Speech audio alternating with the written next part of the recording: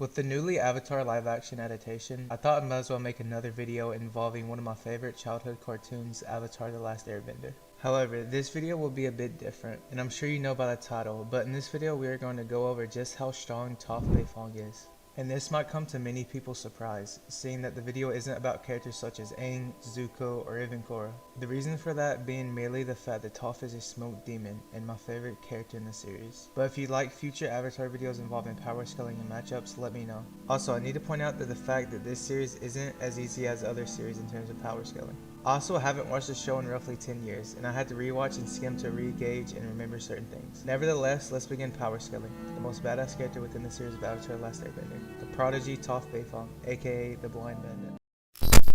When mentioning Toph, it's more direct to scale her in The Last Airbender, as we never get to see her prime as is off camera. While she's the head of the metal bending police force she created, and in The Legend of Korra she's old and weakened. So every feat and scale you see basically just being giant upscale with her prime. Yet nevertheless, it goes without question that she is the strongest earthbender of all time, and I'll get more into that a bit later. Toph is an extremely skilled character and bender.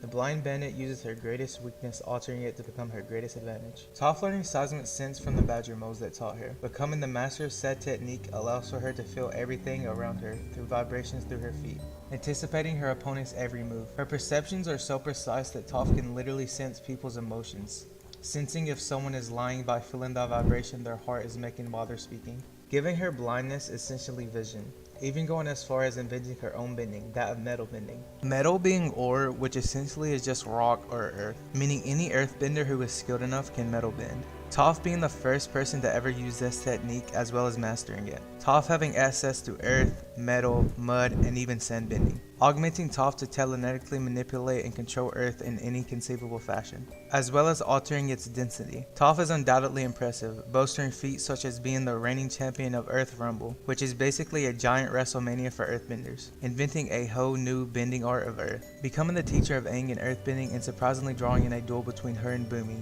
the strongest earthbender in history, all while at an extremely young age, in a comic side story. But how does any of this tie to her AP and speed? Well, we firstly need to analyze who Toph would scale above.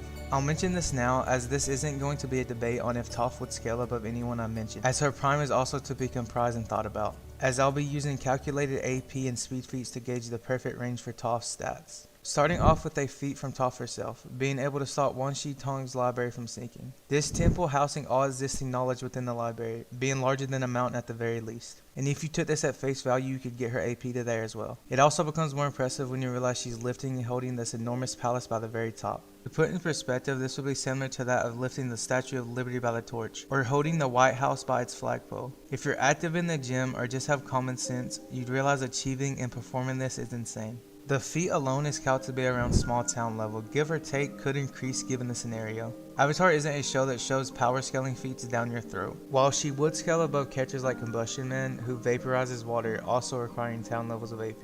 In The Legend of Korra, Toph as a dying raisin was shown to completely no death and shit on Korra, the next Avatar, who was using 3 elements. Korra at this time was heavily nerfed, however, but nevertheless, Toph even says in her prime she would have destroyed Korra. Korra being the avatar after Aang, making her arguably stronger than Aang while in avatar mode, as each avatar grows stronger than the previous. Using this, you can get Toph very high. Kyoshi being a former avatar who creates an island by splitting it from the mainland. And this feat alone I've seen people get in the ranges of island to even multi-con, with the more grounded being small country. Not saying Toph would beat Kyoshi as that's more of an agenda, all I'm doing is attempting to scale Toph as high as I can while also trying to be realistic.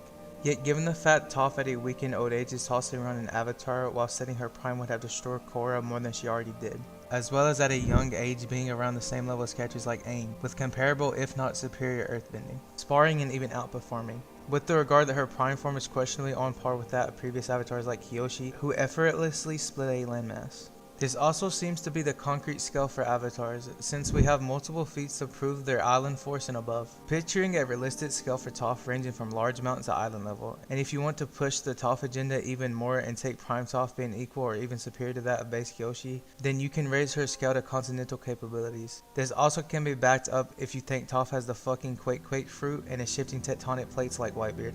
As for speed, we see Toph effortlessly dodging and avoiding attacks from Korra while at an old age. Her speed is also on par with characters such as Aang and Katara, whom she fights and spars against, showing to be superior. Toph should also be equal to Zuko if not above, who would battle Azula, whose flames are so intense the color is altered to blue. During this battle we see Zuko perceive Azula's lightning, as if in slow motion, being able to intercept the bolt intended for Katara. Katara is also able to avoid Azula's lightning during this battle. This isn't inconsistent either, since we see Aang and Zuko redirect Ozai's lightning when confronting him, meaning by proxy Toph is massively hypersonic plus in speed and reactions, with her prime form solidifying this while also being potentially sub-rail. In conclusion, my scale for Toph, as for her younger self, scaling being between town to large town with massively hypersonic plus speeds and reactions. As her prime ranging from island to continental force with massively hypersonic plus the sub-rail speeds. Giving your interpretation that AP can be altered for prime Toph. It just depends on who rats the most, but as long as everyone can agree upon those ranges, there should be zero issues. Avatar is unique to my channel. Let me know if you guys would be interested in